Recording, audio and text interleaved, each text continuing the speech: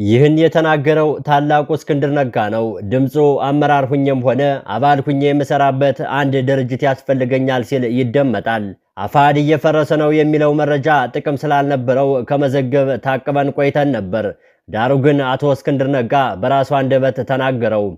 በሌላ በኩል አቶ መከተው ማሞ ሰሞኑን በሸዋ ተገኝተው እንደመከሩና አንድ እንደሆኑ መረጃዎች እየወጡ ናቸው። ማርሻል ፀሐዬ ሸዋ በሩን ዘግቶ እየመከረ ነው፣ ከቻላችሁ የመፍትሄው አካል ሁኑ፣ ካልሆነ ጸጥ በሉ ማለቱም ለዚሁ ማሳያ ነው። በዚህ መሃል እየተዋከበ ያለው እስክንድር ነጋ ነው። እስክንድር ነጋ በግልጽ እንደሚያመላክተውም ተዋክቧል። ድምፁ ለረጅም ዓመታት በጋዜጠኝነትና በሰብአዊ መብት ተሟጋችነት በፖለቲካ ፓርቲ መሪነትና በአሁኑ ወቅት ደግሞ በትጥቅ ትግል መሪነት የሚታወቀው ሰው በእርግጥ የአቶ እስክንድር ነጋ ነው። እስክንድር ነጋ ወደ ኢትዮጵያ ከመጣ በኋላ በ1980ዎቹ መጨረሻና በ1990ዎቹ መጀመሪያ ኢትዮጵያ የተሰኘ ጋዜጣ ጨምሮ በተለያየ የግል ጋዜጦች ላይ በተጠኑ ጽሑፎች የሚታወቅ ሰው ነው።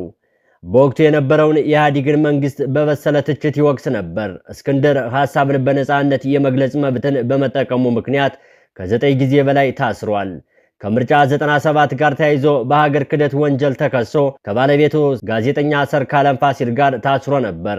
በወቅቱ ልጁ ናፍቆት እስክንድር እስር ቤት ተወልዷል። በሽብር ብሔርተኝነት ተከሶ 18 ዓመታት ተፈርዶበት ክሱም አረብ ሀገራት የተቀሰቀሰውን የአረብ አብዮት ወደ ኢትዮጵያ ለማምጣት ሞክራል የሚል ሲሆን ይህ እስር ዓለም አቀፍ ትኩረትን የሳበ ነበር። እስክንድር በ2010 ዓመተ ምህረት በጠቅላይ ሚኒስትር አብይ አህመድ መንግስት ወደ ስልጣን መምጣትን ተከትሎ በተደረገው የፖለቲካ እስረኞች የመፈታት ሂደት ተለቀቀ። ነገር ግን ብዙም ሳይቆይ ባልደራስ ለእውነተኛ ዲሞክራሲ የተሰኘ ፓርቲ በማቋቋም የተለያዩ አዲስ አበባን ጉዳይ በማንሳት ተቃውሞውን ቀጠለ። በዚህ ምክንያት በድጋሚ ለእስር ተዳርጎ ከቆየ በኋላ ተፈቷል።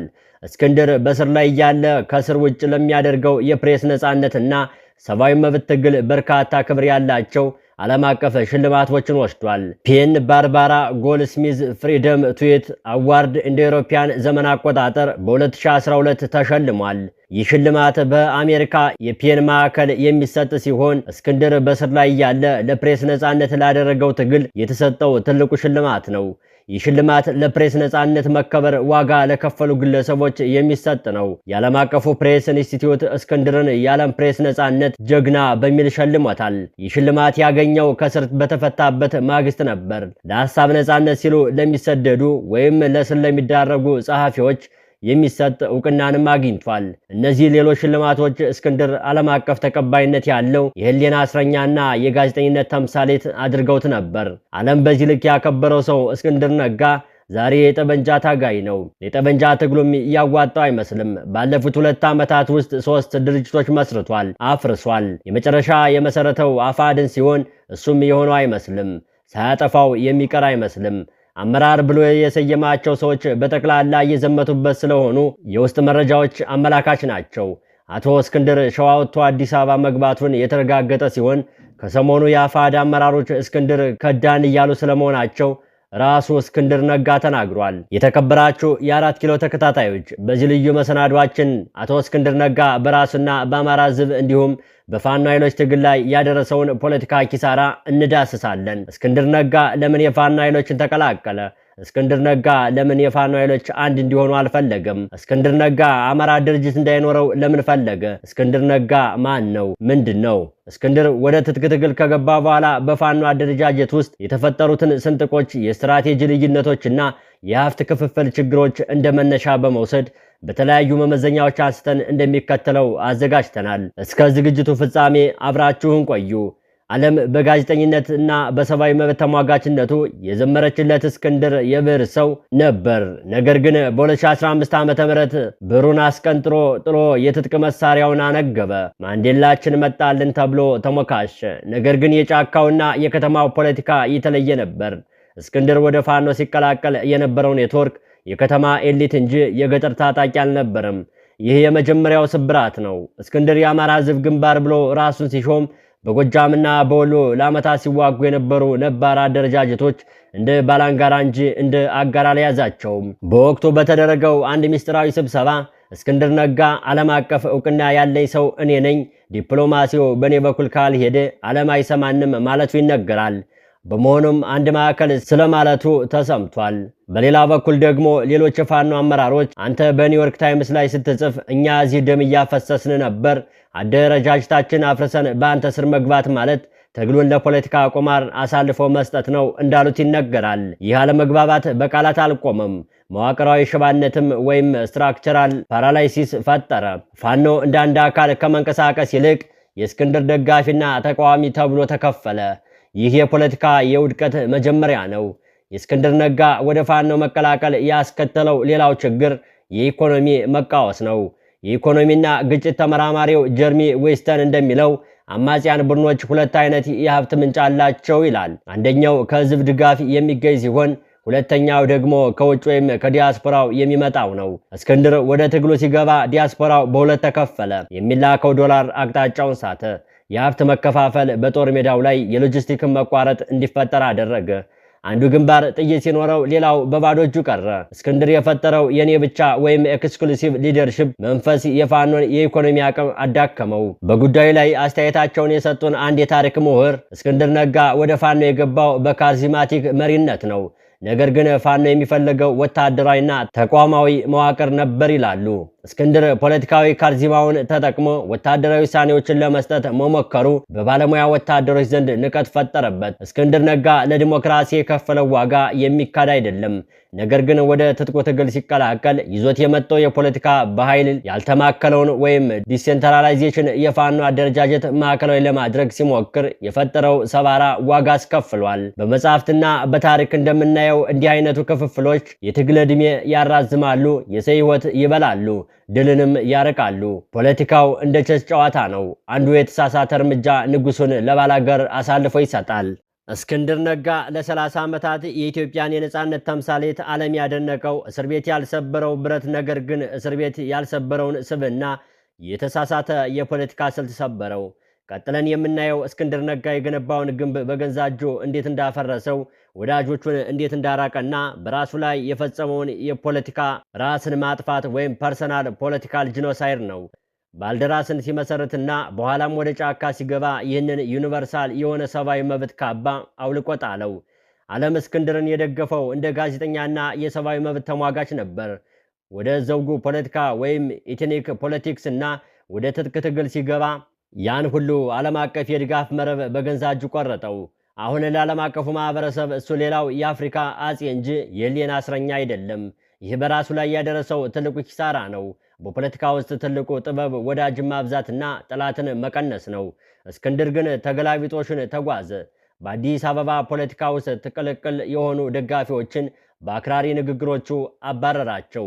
ወደ ጫካ ሲገባ ደግሞ ነባር የፋኖ መሪዎችን እኔ ካልመራዋችሁ በሚል ትምህርት ቤት አራቃቸው።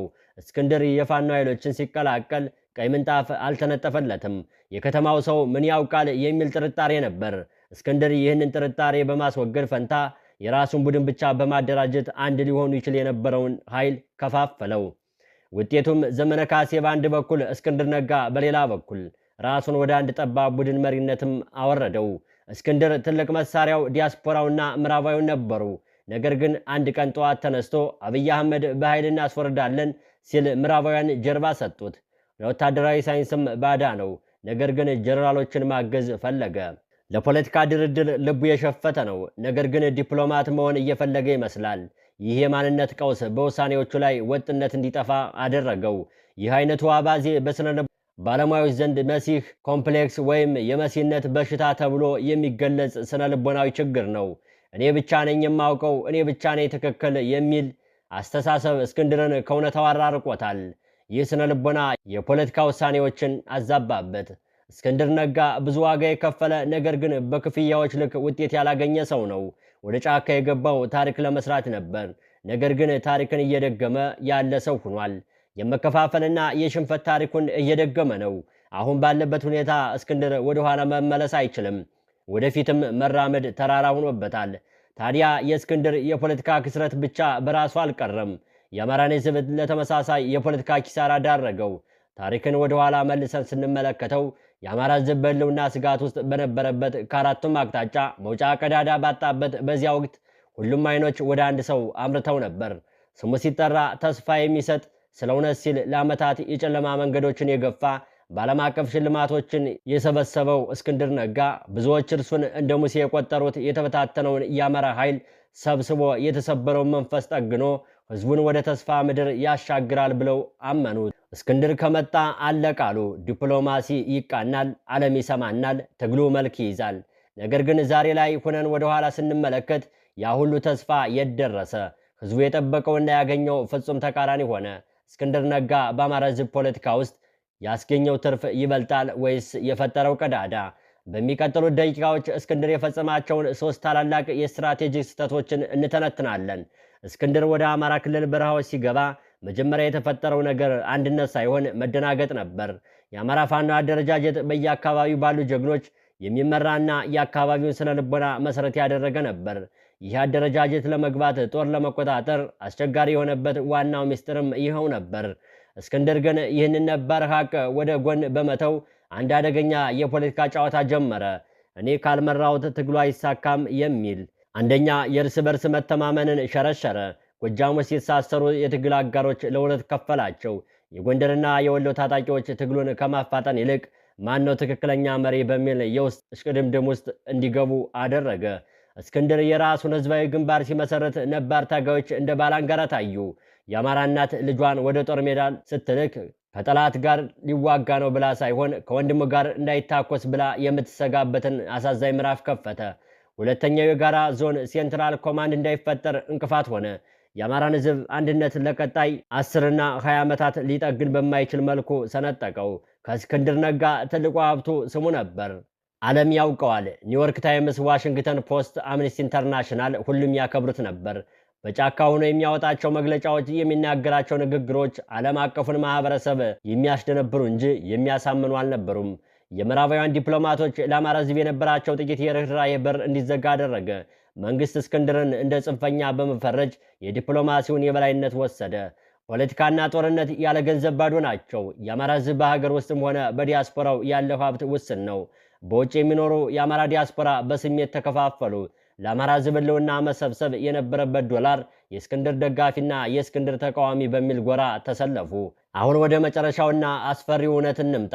እስክንድር ነጋ በአማራ ህዝብ ላይ የጫነው ከባድ ጊዜ ነው። በፖለቲካው ዓለም ውስጥ ጊዜ ወሳኙ ሀብት ነው። የአማራ ህዝብ ጊዜ የለውም። እስክንድር በፈጠረው የውስጥ መከፋፈል፣ አመራር አልባ እንቅስቃሴና የዲፕሎማሲ ድርቅ ምክንያት ትግሉ ተንቀራፏል። ይህ የጊዜ መራዘብ ደግሞ የአማራን ህዝብ የበለጠ ለድህነት፣ ለስደትና ለሞት ዳረገው። የእስክንድር የፖለቲካ ቁማር አልተሳካም። ካርታውን ተጫውቶ ተሸነፈ። ዛሬ ላይ እስክንድር በራሱ በገነባው የኔ ብቻ ወጥመድ ውስጥ ተይዟል። ወደኋላ እንዳይመለስ የገባበት ቃል ኪዳን ይዘዋል። ወደፊት እንዳይራመድም የፈጠረው የመከፋፈል ግድግዳ ይጋርደዋል። በዚህ ሁሉ መሃል ግን ተጎጁ ማን ነው? በጎጃም ገጠር፣ በወሎ ተራራ፣ በሸዋ ሜዳ፣ በጎንደር ዳገት ላይ ያለው ገበሬ ነው። እስክንድር በኒውዮርክና በዋሽንግተን የነበረውን ዝና ለማደስ ሲል የጀመረው ጉዞ የአማራን ህዝብ ትግል አቅጣጫ አሳተው። አሁን ላይ የአማራ ህዝብ ጥያቄ አንድና አንድ ነው። የአማራ ህዝብ ከዚህ የፖለቲካ ገደል እንዴት ይወጣል? እስክንድር ነጋ የፈጠረውን ስብራት የሚጠግን አዲስ ኃይል ከየት ይመጣል? ወይስ የአማራ ትግል በእስክንድርና በመንግስት መካከል በሚደረግ ጨዋታ ውስጥ እንደ መስዋዕትነት ፈረስ ተበልቶ ያልቃል? መልሱ ለታሪክ የሚተው ነው። ታሪክ እስክንድርን የሚዘክረው ለተናገረው ቃል ሳይሆን በተግባር ላበላሸው የህዝብ ተስፋ ይሆናል። ይህ ዝግጅት የእስክንድር ነጋና አሳዛኙ የፖለቲካ ፍጻሜና የአማራ ህዝብ ያልተመለሱ ፍትህ ተቃኝቶበታል። በሌላ ዝግጅት እስከምንገናኝ ሰላም።